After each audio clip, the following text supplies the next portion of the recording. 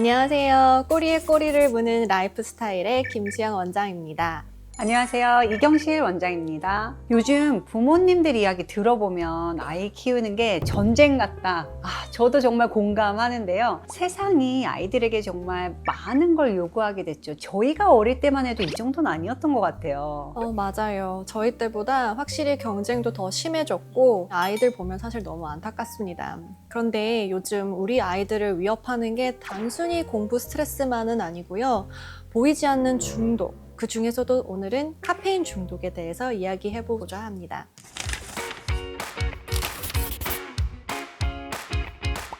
기사를 보니까 중고등학생 5명 중 무려 1명이 주 3회 이상 고카페인 음료를 마신다는 조사가 있더라고요.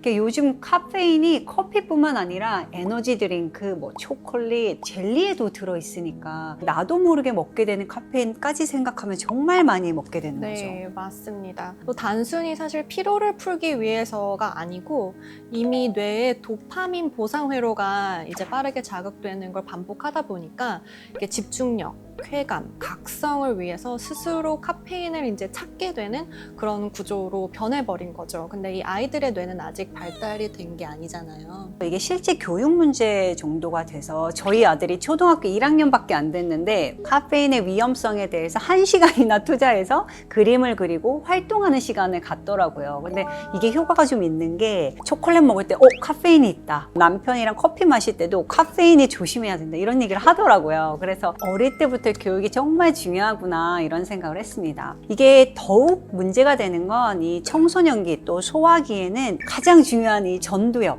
판단력과 자기 조절력을 담당하는 이 부위가 아직 미성숙합니다. 이때 자극적인 음료나 카페인을 자주 섭취하게 되면 도파민 분비가 과도하게 올라갔다가 떨어지는 롤러코스터를 반복하게 됩니다. 네, 결국 뇌는 빠른 자극에 익숙해져 버린 상태고요. 조용한 공부, 독서, 더 이상 재미가 없어졌고 자극적인 영상이나 음료가 아니면 아무것도 집중이 안 되는 그런 상태로 됩니다. 근데 이건 단순한 습관의 변화가 아니고 신경 회로가 재배선되는 실제 뇌의 변화라고 볼 수 있습니다.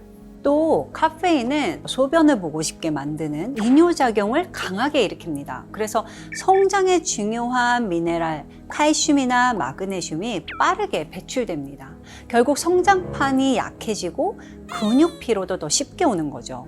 네, 저는 그래서 아이들한테 이렇게 설명을 하는데요. 카페인은 키 크는 물탱크에 구멍을 내는 거다. 그러니까 몸이 자라야 하는 시기에 영양을 다 내보내는 거다라고 설명을 하고요. 게다가 카페인은 또 멜라토닌 분비도 억제를 하다 보니까 수면도 방해하고 성장 호르몬 분비될 시간 자체가 줄어들게 됩니다. 네, 맞습니다.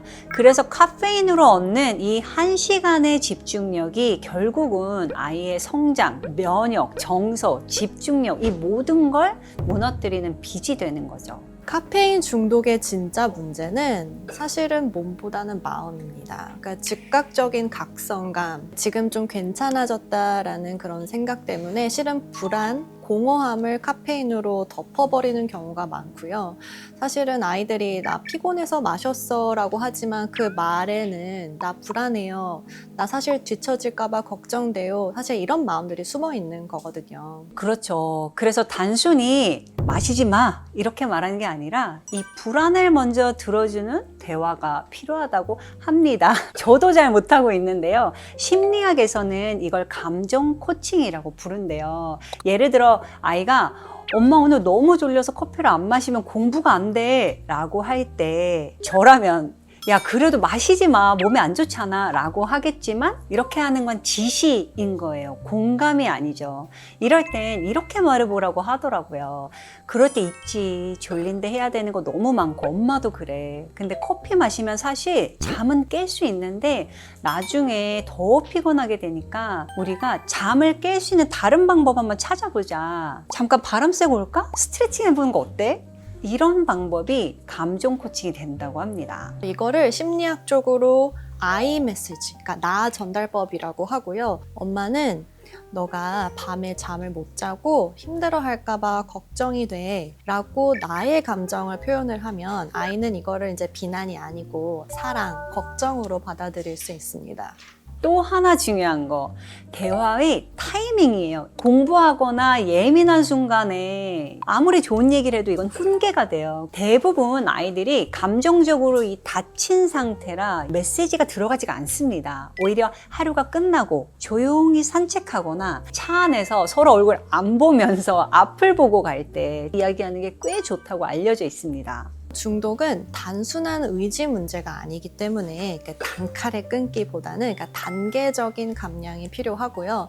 먼저 아이랑 함께 카페인 일지 같은 거를 만들어 보시면 좋습니다. 그래서 요새 아이들 다 스마트폰 있으니까 메모 앱이나 카톡 대화방에다가 하루에 한 줄만 남겨도 되거든요. 오늘 커피 한 잔 뭐 이런 식으로 짧게요. 이거는 아이가 스스로 인식하는 그런 단계로 도와주는 심리적인 방법이라고 생각하시면 됩니다.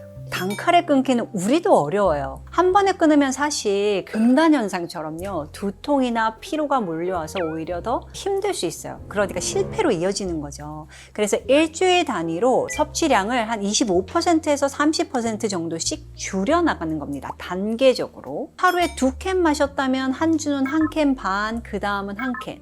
아니면 요즘은 디카페인 음료를 활용하는 것도 방법입니다. 아이들에게 또 적용하실 때는요, 딱 상황상 줄여보자 이렇게 하는 게 아니라 우리 실험 같이 한번 해보자. 조금 줄여도 달라지는 게 있는지 없는지 찾아보자. 이런 톤으로 말해보는 것도 좋겠습니다. 대체 행동을 대신 만들어주는 게 중요한데요. 그래서 졸릴 때 커피를 찾는 거 대신에는 뭐 따뜻한 물 마시거나 3분 명상하거나 눈 감고 심호흡을 10초 하거나 478 호흡법이 있는데 그거를 해보실 수도 있고요.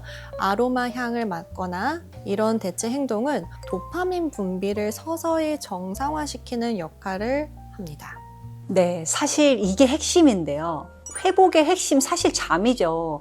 우리나라가 몇 안 되는 수면 부족 국가 중에 아주 유명한 나라입니다. 사실 청소년이면 하루 8시간 이상 숙면이 필요하죠. 9시 반 이후에는 공부를 멈춰야 하고 10시 전에 조명을 낮추고 잠이 들 수 있는 환경을 조성해야 됩니다. 물론 고등학생들 중에 공부를 많이 해야 하는 상황에는 어쩔 수 없지만 초등학생이나 중학생부터는 관리를 해보는 게 중요합니다.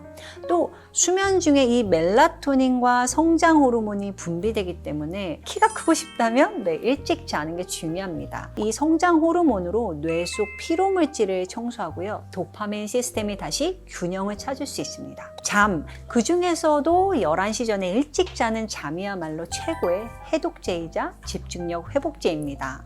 그리고 가장 강력한 변화는 사실 부모님이 함께 할 때 일어납니다. 부모는 아이의 거울이죠.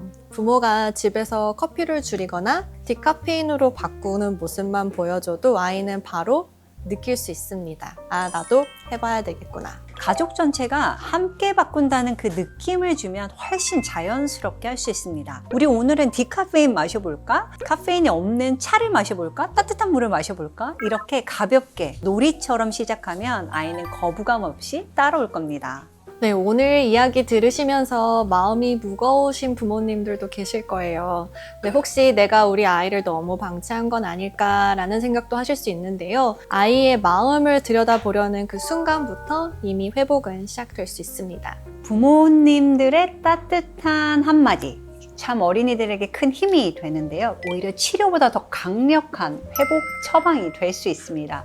사실 공부보다 더 중요한 게 우리 아이들이 건강하고 행복하게 크는 게 진정한 성장이 아닐까 싶습니다.